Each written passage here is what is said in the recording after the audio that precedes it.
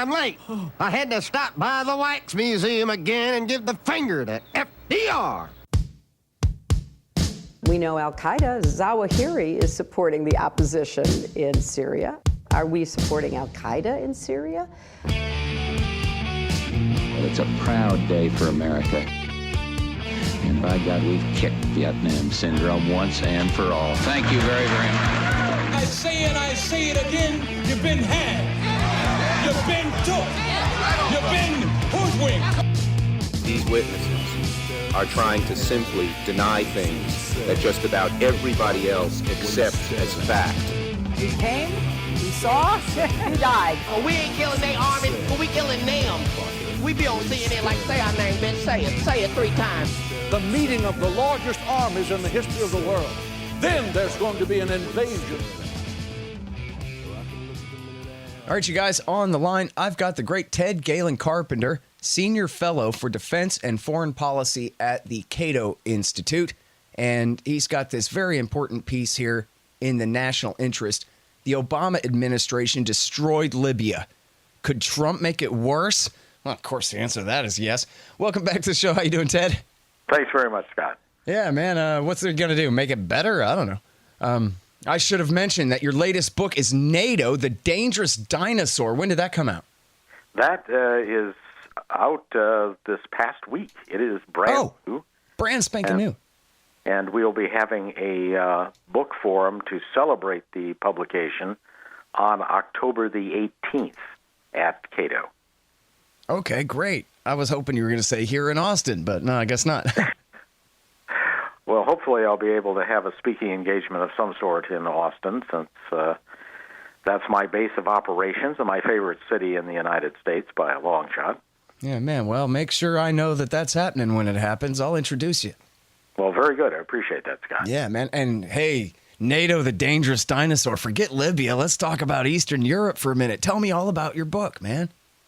Well, this looks at the expansion of NATO eastward to the borders of Russia, one of many provocations that the United States and its NATO allies made, as well as the military interventions in the Balkans against a longtime Russian ally, Serbia, and just the breakdown of relations between the West and Russia, mainly caused by provocative actions that the U.S. and its allies took.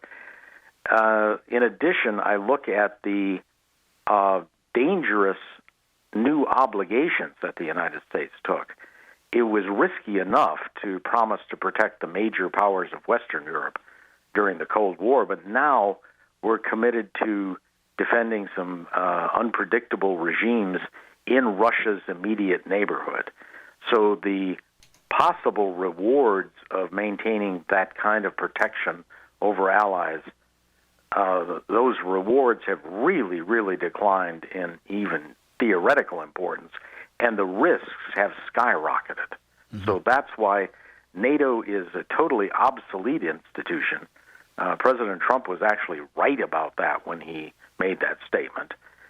And at the same time, it is a very dangerous institution for the United States, given all of its new obligations. Yeah. All right, so a few things right there. I've been meaning to ask somebody smart like you about this for quite a while now, and I keep forgetting when I have the chance. But just now I wrote down the notes so I wouldn't forget. George Kennan, when he was complaining about NATO expansion, the father of the original containment policy, when he was an old man in the 90s, when he was warning against this NATO expansion, as we've talked about before, you were part of that same coalition of people in the 90s trying to oppose it. One of the things that he had said to Thomas Friedman in that famous piece, And Now a Word from X, was he says, we have no intention of defending these countries anyway. You know, in other words, and I think I've read Pat Buchanan talk about this before too, where, let's get real, if the Russians roll into the Baltic states, we're not going to have an H-bomb war with them over that. And so I wonder if that's really right. I mean, on one hand, it would be absolutely crazy to, but on the other hand, it would also be crazy to give war guarantees to countries that we don't really mean to defend. Yeah, that's a choice between a bad option and a terrible one. Either we're making promises that we have no intention of keeping, and that is just unwise diplomacy to the highest extent. Or U.S. leaders are actually serious about fulfilling those commitments, which would be suicidal for the American people. So talk about a dreadful policy, a choice between a bad option and a horrible one. Mm. You know, I had this discussion with Peter Van Buren recently about nuclear war, where he's saying, nah, you know, the humans involved in all of these processes, they don't want to set off any H-bombs. Nobody's going to set off any H-bombs. They're the ultimate deterrent. They're the ultimate prevention. They're the ultimate tool for the prevention of war. You know, but it occurs to me that the way government seems to work, like say, for example, in Syria, they have a meeting where they go, well, we don't want to back any extremists, but we'll back the moderates. And then a couple of weeks go by, and it's clear that Al-Qaeda in Iraq has taken the lead in this entire thing, and all the money and guns that we send over there end up in their hands, and that this is really bad. And yet, I'm sorry, we had a meeting a couple of weeks ago where we decided that backing moderates is perfectly great, and nobody's going to argue with Secretary Clinton about that, not right now. And so we just go on anyway, even though it's clear that this is going to end up leading to a very bad place. It's just sort of written in stone. Maybe another analogy would be like the zero tolerance laws in school, where the valedictorian gets thrown out for having a butter knife in the back seat of her car in the parking lot, and they have a no knife rule. And that, in other words, there's no human intelligence in the chain of command here. It's just some stupid thing written on paper by some committee at some previous time. And so if they do this, we do this. It's all the Scheiffen plan, right? Where, you know, in World War I, where if they do this, we do this. And if this happens, then we do that. And it's all kind of written in stone in a way where you don't have some smart guy to go, whoa, whoa, whoa. Or you can't count on that someone's going to just use their humanity to intervene and countermand the process. And I'm thinking of that because I'm sure you saw this sort of visual demonstration put together by some people at Princeton University last week about what it would look like for there to be a full-scale hydrogen bomb war between the United States and Russia. And it starts out with limited tactical battlefield nuclear weapons being deployed in Europe, and it escalates to general nuclear war, and we lose every major city in North America. The entire northern civilization of humanity is completely destroyed, and maybe the South too. And I just, you know, is that really a concern, or I'm just some kooky libertarian foreign policy guy over here, or what do you think? Well, Peter Van Buren is a very smart guy, and he is absolutely right. If everybody in authority acts rationally, nuclear war is not a possibility. But not everyone acts rationally. Emotions come into play, and miscalculations occur. I don't think any rational person, any sane person, would deliberately initiate a nuclear war. The people who ran the various countries leading up to World War I did not intend to trigger a 4-year-long catastrophic bloodbath that ended up with several of the incumbent regimes being overthrown. Nobody intended that. That fact did not prevent that horrifying bloodbath from taking place. And we face a similar situation today with NATO and its commitment to collective defense on behalf of all members. Yeah. No sane person wants a war with Russia, much less one waged with nuclear weapons. But elements of pride, emotions, sheer miscalculations can trigger what no one really wants to have happen. Yeah. And we have set up a system that makes that danger very, very acute. Mm-hmm. It seems like, you know, in Daniel Ellsberg's book, The Doomsday Machine, and this is something that I guess I've encountered reading about this subject for a long time, that, you know, for the guys in charge of these policies in particular, it seems like so much is riding on their assumptions about what the other side will assume.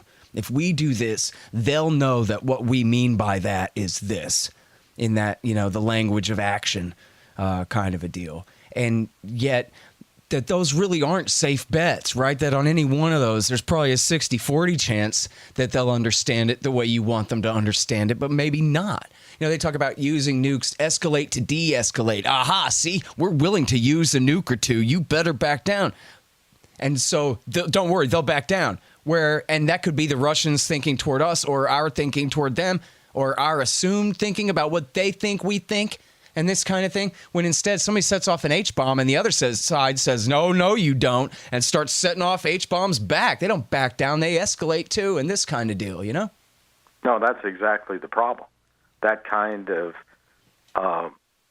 hubris, that kind of assumption that we can read the minds of policymakers on the other side. And it's really a blueprint for a tragic miscalculation.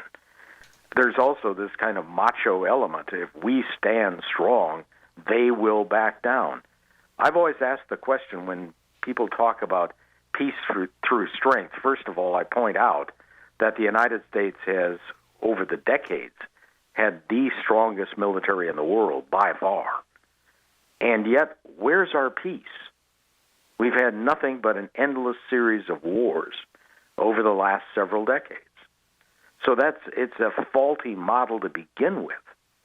But this notion, if we just stand strong, meaning the United States stand strong, any opponent will back down.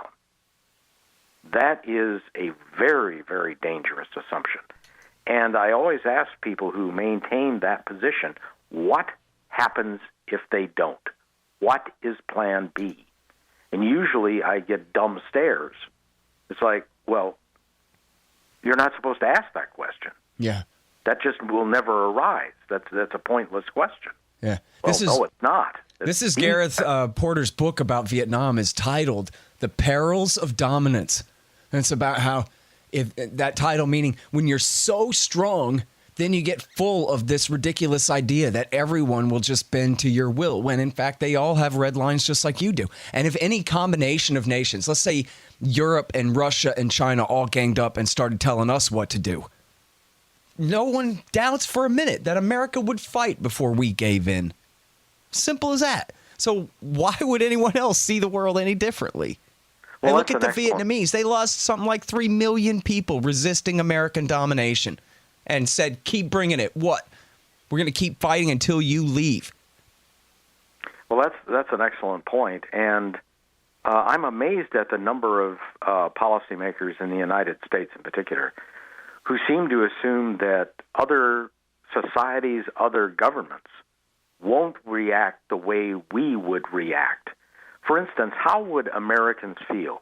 How would American leaders feel if Russia or some other major power had expanded a powerful military alliance right up to the borders of the United States, all the while assuring us, no, this isn't directed against you. But that's exactly what NATO has done with Russia.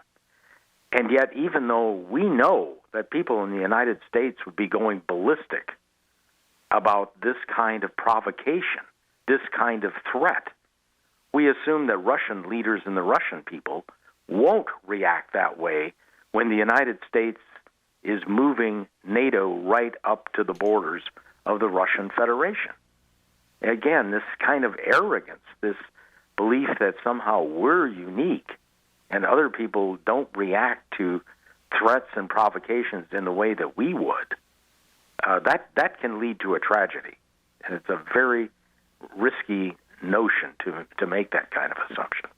Hey guys, Scott here. I got some books you should read. The War State by Mike Swanson, a great history of the early Cold War.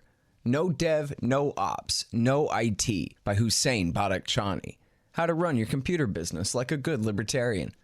Oh yeah, and don't forget Fool's Errand, Time to End the War in Afghanistan by me. Hey y'all, here's the thing. Donate $100 to the Scott Horton Show, and you can get a QR code commodity disc as my gift to you. It's a 1-ounce silver disc with a QR code on the back. You take a picture of it with your phone, and it gives you the instant spot price and lets you know what that ounce of silver is worth on the market in Federal Reserve notes in real time. It's the future of currency. in the past too. commoditydiscs.com, or just go to scotthorton.org/donate.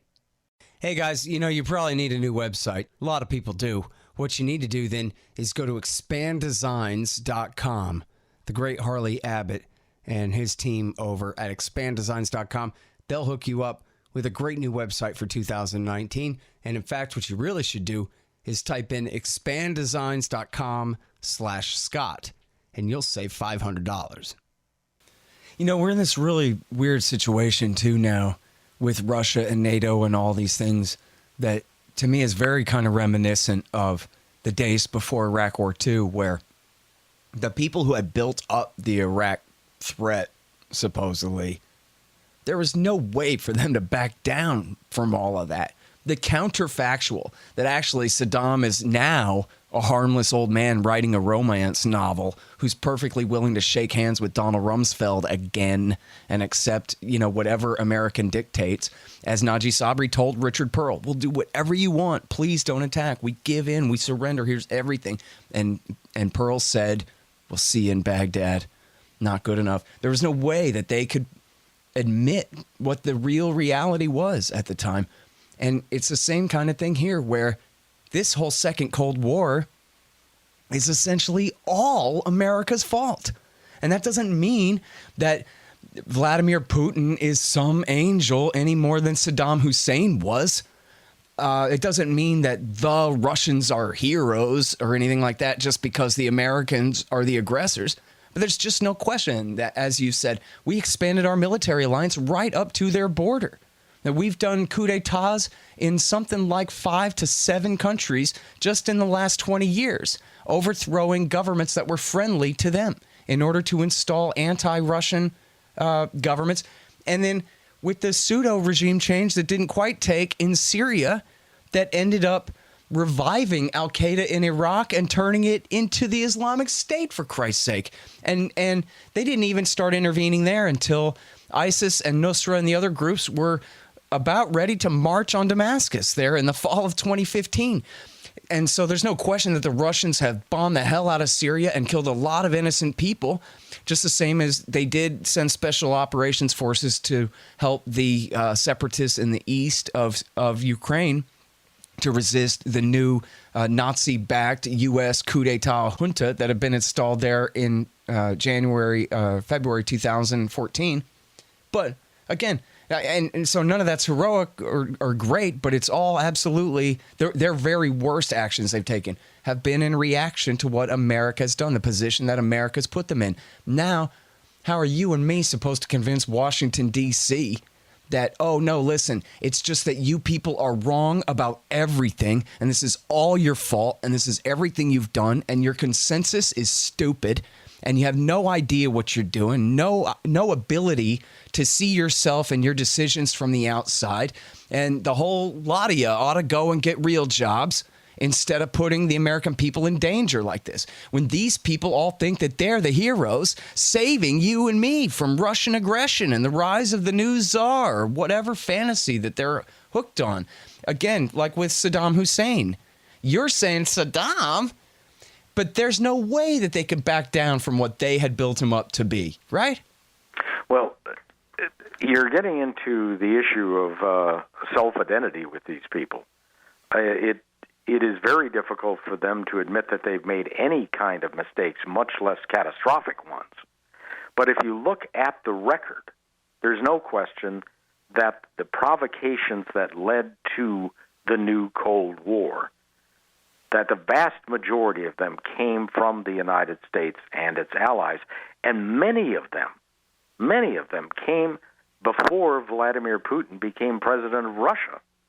When the people who talk about Putin's aggressiveness bring up specific examples, they all pretty much start with the war between Russia and Georgia in 2008, leaving aside the fact that Georgia initiated the fighting. Even if you say that, yeah, Russia was baiting them, that's the first instance in which Russia began to assert itself militarily against Western policy.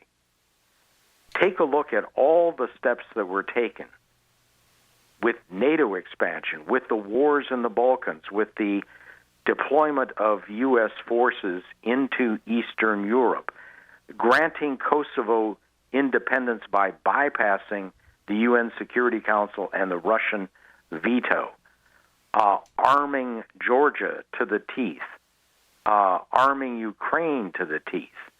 All of these measures took place before Russia took any significant countermeasures. So to me, in any fair assessment, there's little doubt that the United States and its allies were the ones that triggered the new Cold War with Russia. And unfortunately, despite President Trump's rhetoric, there's little sign that the U.S. and NATO are backing down. Indeed, President Trump has approved 2 major weapons deals to Ukraine, something even that Barack Obama was not willing to do. So the notion of Trump having a soft policy, an appeasement policy toward Russia, is the biggest piece of nonsense that has circulated in the American press or in the foreign policy community. The U.S. is waging a very hardline policy toward Russia.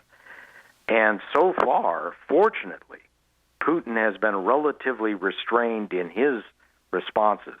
But things could get out of hand very, very easily. Yeah, I think that's a really important point right there, that, you know what, despite all the propaganda, they have been incredibly restrained in, I think, of all of the, if you can't have Yeltsin, the drunken puppet that you can push around, and you're going to have a real independent Russia in the world, having it led by a guy who essentially is a pretty stable and sane conservative Republican type is not the worst case scenario, right? It could be a lot worse than that. And by the way, on the Trump weapons thing, there was even a thing a few weeks ago where they announced that they were going to suspend it. And then I guess the Pentagon or whoever in the National Security Council just said, belay that order. That's not true. We are going ahead with those weapon sales still. Right. So, yeah, no, that, again, Trump's policies, and I'm being charitable here, tend to be erratic, and that's not just with regard to Ukraine. It's not just with regard to policy toward Russia. Whatever he says on any given day could easily be reversed a few weeks or a few days later. Mm-hmm.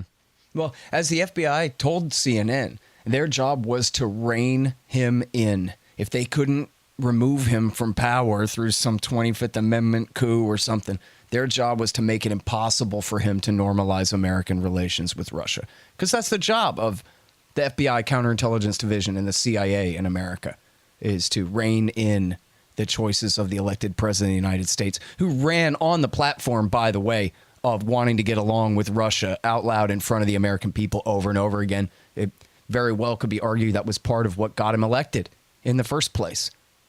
Well, again, the creation of a vast national security apparatus over the past several decades has created a very, very powerful secretive institution that now clearly has its own policy agenda and is willing to push it to the max. And to a large extent, it seems to be even a partisan agenda now. So talk about creating a very dangerous component within an ostensibly democratic system. You couldn't do anything worse than that. Hey, y'all, check it out. My new book is out. The Great Ron Paul, The Scott Horton Show Interviews 2004 through 2019. It's the transcripts of all 38 interviews I've done with the heroic Dr. Paul, and then some. Central banking, the terror war, Iran, Korea, the police state and its whistleblowers. It's America's greatest hero at his best. I know you'll love it. The Great Ron Paul. Get it at libertarianinstitute.org and amazon.com. All right, now let's do a whole other interview about Libya for a minute. You got some time?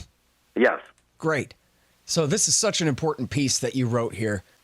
The Obama administration destroyed Libya. Could Trump make it worse is the title.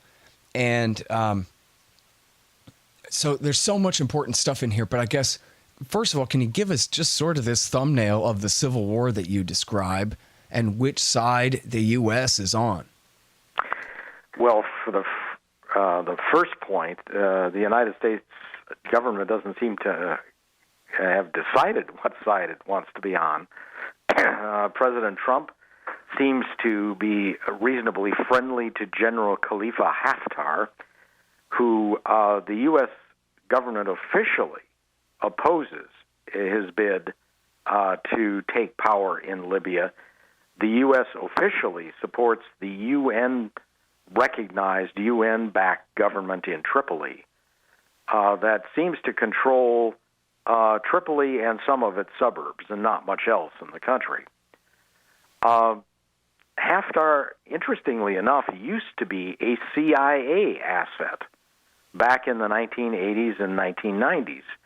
In fact, he lived in the United States, lived just a few miles from CIA headquarters in Langley, Virginia. But for whatever reason, the Obama administration, when all the chaos broke out after the U.S. overthrew Muammar Gaddafi, they decided not to back Haftar. They decided to back some competing figures in the Libyan post-war struggle for power. Haftar did not accept that verdict, obviously. With the help of Egypt and some other powers, he built his own army in Libya. That army has been steadily expanding, and over about the past 4 or 5 months has been laying siege to the nominal capital, Tripoli. So here we have, amidst the rest of the chaos that the United States unleashed in 2011 by overthrowing Gaddafi, we now have two powerful factions trying finally to achieve dominance and control the country. That's the situation we're in at this point, and the Trump administration can't seem to decide what stance it wants to take. I have questions. All right. First of all, this unity government, the UN and US-backed government, at the time that they created it, like a year ago, there were 3. It was the third government that was kind of being added. So, but at that time, it was Haftar in Benghazi and the more Islamist government that was, I think, previously was the internationally recognized government in Tripoli. But so if there's only 2 now, does that mean that the one that the U.S. and the UN had created on a ship out there in the port, that they successfully kind of transplanted that regime into an alliance with the Tripoli government, and that much is settled? Now it's just those 2 versus Haftar? I would never reach that conclusion because, again, there's such factionalism, such vying for power, but basically you do have one power cluster based in Tripoli, allied with a number of militias, some of which are decidedly Islamist. Haftar's forces are backed by Egypt and some other countries that seem to favor a more secular government. His movement seems more secular in nature. Mm-hmm. But again, you're talking about essentially armed criminal gangs vying for dominance in a totally broken country. Mm. I've described Libya as Somalia on the Mediterranean. That's what the United States and its NATO allies helped create. Tens of thousands of people have died in the process in the period after overthrowing Gaddafi. Hundreds of thousands of people have fled, usually in small boats, across the Mediterranean trying to find refuge in Europe. Thousands of them have perished in that attempt. So the United States took an unpleasant situation with a nasty dictator in power, with Muammar Gaddafi, and instead they have created an incredibly bloody, chaotic situation with just a tragic number of victims of U.S. policy.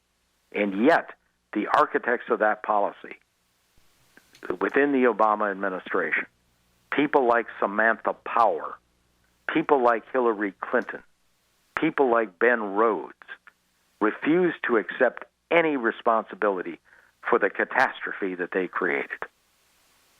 Yeah. Well, I really like that part of the article where you quote Samantha Power in her new, from her new memoir, where she just writes all this off. What, we were supposed to have a crystal ball?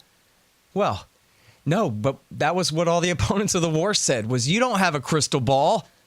That may be a direct quote of Ted Carpenter from 2011 right there. You don't know what's going to happen if you do this, but it's probably going to be not good. Yeah, that's exactly what opponents of that intervention said. We don't understand this culture very well at all. There are numerous potential factions.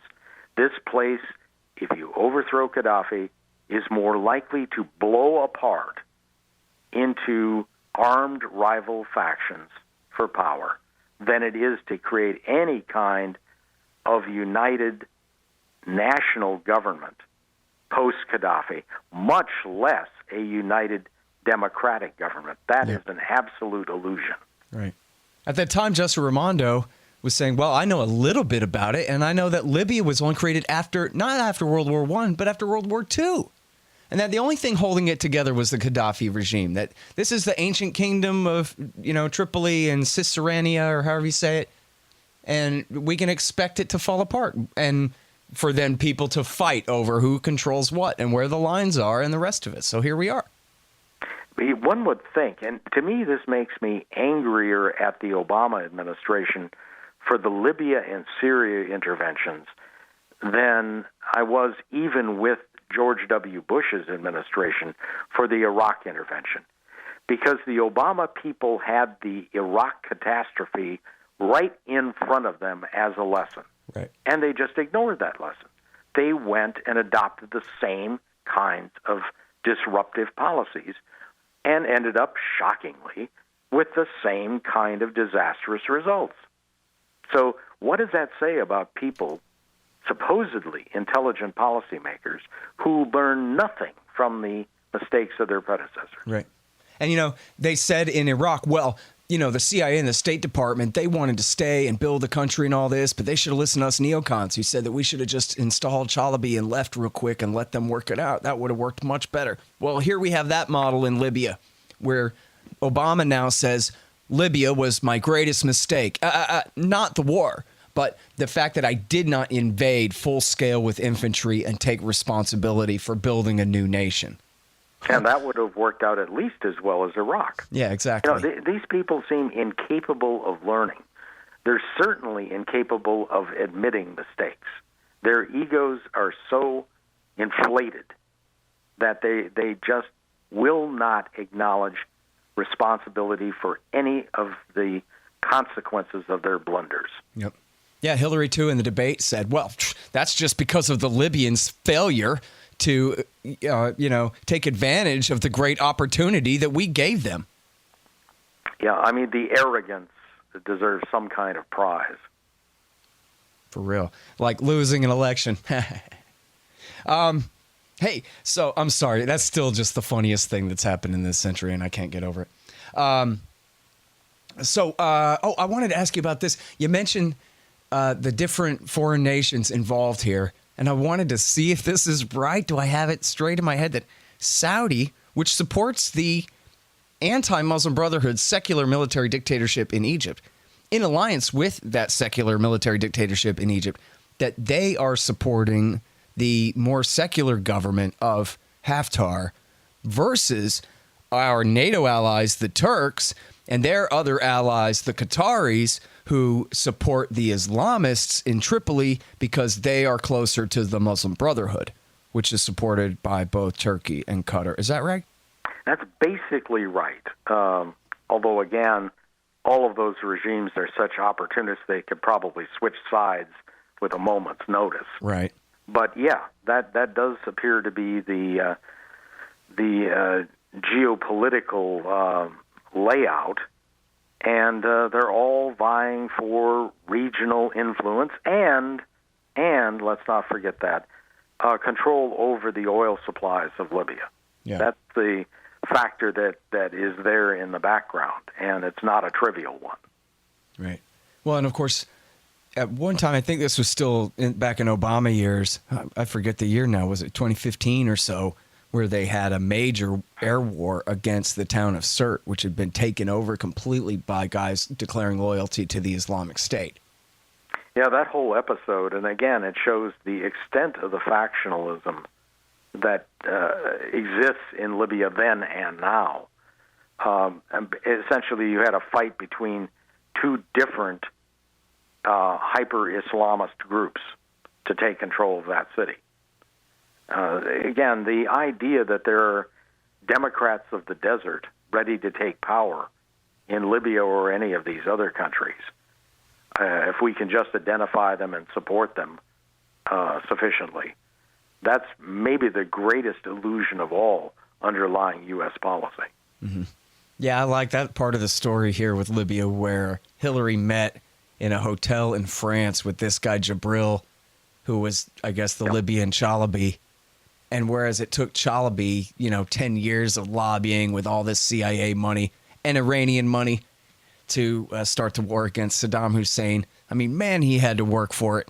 This guy Jabril met with Hillary Clinton for, I guess, a couple of hours in a hotel one night and said, "Don't worry, lady, it's going to be great."